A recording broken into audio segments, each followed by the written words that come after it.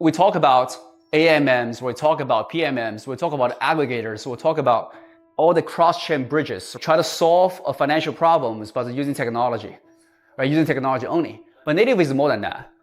It's actually trying to solve a financial problem using a financial tool on top of a technology.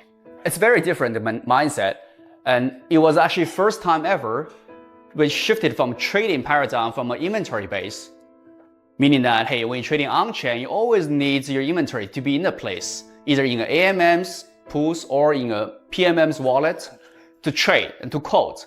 You transfer that completely from AMM based or from inventory based into credit based. A credit based trading, or what we call it, is powered by the credit margin engine, is what we're familiar with right now with guys like JP Morgan, Bank of America, or UOB. It's all credit based. You put the money back into your UOB bank, the money you put it in is not necessarily the actual cash you put in. They give you a credit. I think the idea is so simple and elegant behind this native solution. It was not even invented by the team. It was already out there, but it has never showed up in DeFi until 3 days ago, together with Stakestone. So these are the numbers here. 30 seconds of analysis from the cross-chain solutions. Daily volumes on the day of, to most people, a miserable day. To native is a good day, 26 million traded. And the credit margin engine is actually all process stone trading for the past few days, close to 10 million. This is just an initial launch. We're supposed to just do a demo, but it actually happened to so quickly that we actually caught us off guard. And another important part is that the financing fees from the market makers, which are happily paid because they leverage the capital, made ETH yield on native lends as high as 52%. I think a lot of people saw it, thought it was actually a scam. No, it's not. The market maker paying it is actually standing in the room right now, and because they borrowed the inventory from there.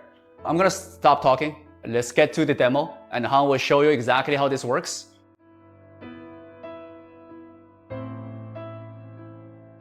I'm Hong, I'm the product lead of Native. First, let me walk through from the retail angle first.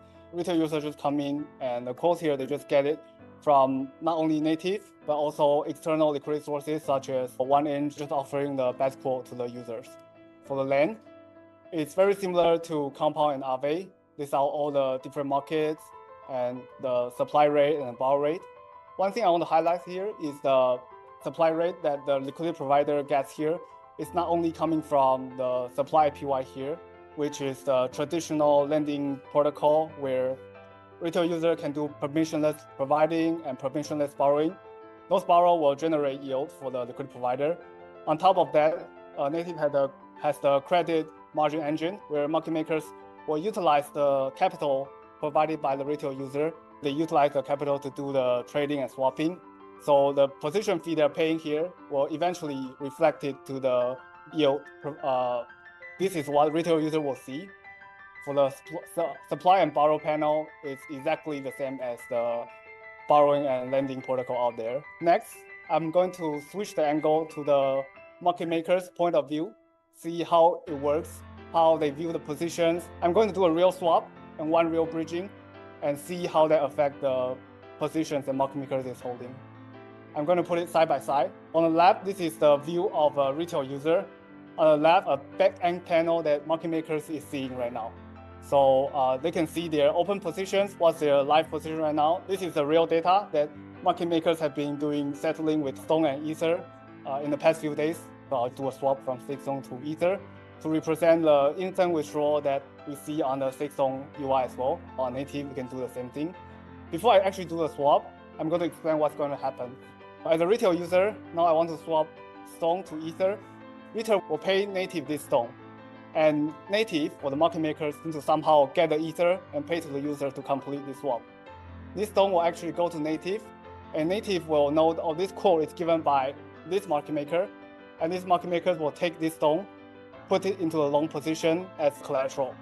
At the same time, market makers will borrow wrap Ether to pay the retail user. And the borrow activities will represent as short position here. So market makers doesn't actually need to prepare the Ether in advance. They can just borrow from the inventory that Native have in the lending protocol. This all happens by the CME that run behind the scene, and market makers just give the quote, and over time there will be long and short position here, and they can just do settlement after a period of time if it's needed. Let me bring your attention to these two numbers. When I do the swap, the stone here will increase by this amount as a long position increment. And the short position will increase as market makers will borrow more, so this number will increase.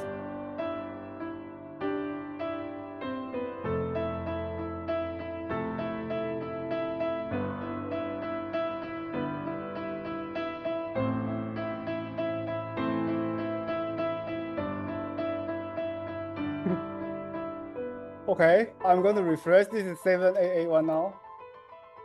Okay, yeah, so it increased by 0.01. This is how the swap, the real-time trading happens to the position. Imagine the swap can happen here. It can happen on the Stakestone website we see just now. And it also can happen when anyone call our API and execute a swap, like 1inch or different aggregators or solvers using our liquidity. When they actually execute a swap, the position here will change accordingly. This is for same-chain swapping. Next, I'm going to move on to do the demo for bridging. The bridging here, I'm going to do the similar things that Chris did just now for bridging the stone on scroll to Ethereum. Scroll stone to Ethereum on Ethereum. Before I actually do the bridge, similarly, I will explain what's going to happen to the position. Here it's slightly different. Retail user is paying stone on scroll to native, and market makers need to borrow Ether on Ether from native to pay the user on Ethereum. I'll take a look at the Ethereum first.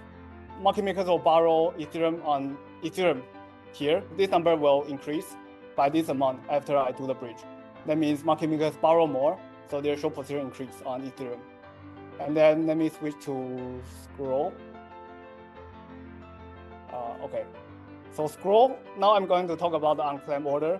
The stone user provide on scroll is not going to be the long position directly. They will go to unclaimed orders. The difference here is because for bridging, it's not atomic. So it's possible that user pay the stone on scroll, but somehow the market makers is offline or they didn't fulfill their obligation to pay the money on Ethereum mainnet. It's possible that the bridge failed. In that case, we need to escrow the stone first before paying the market maker directly on scroll. That's why we have a separate smart contract to hold the stone temporarily before market maker actually complete the transaction. That's the unclaimed orders here. After the market makers complete the bridge on the destination chain, the escrow will release and market makers can claim the stone here collectively. This is how unclaimed orders works for bridge context. So after I do the bridge, unclaimed order here will increase by this amount of stone, representing the retail user paying the stone to native, and native counted on their market maker's account. So let me do the bridge.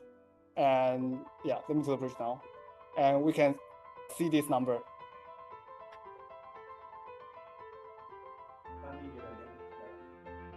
Okay, now it increased from 84 to 89 right now. And on Ethereum, the open position increased by this amount as well. So this is how the position works. Similarly, imagine the bridge, we integrate with different bridge venues where the bridge happened behind the scene. The long and short position will just change accordingly. The benefit for market makers is that they no longer need to prepare all the inventory at different chain anymore. They can just utilize the inventory of native to settle the trade first, and then they can do settle after. Another benefit of this is that they can just utilize the very deep concentrated liquidity on native. The potential of the order size they can quote is no longer limited by their own inventory on chain. They can deploy their capital mostly on central exchange, and for the on-chain venues, they can just put a small collateral and use the credit to trade much larger order size using the credit margin engine the native provides.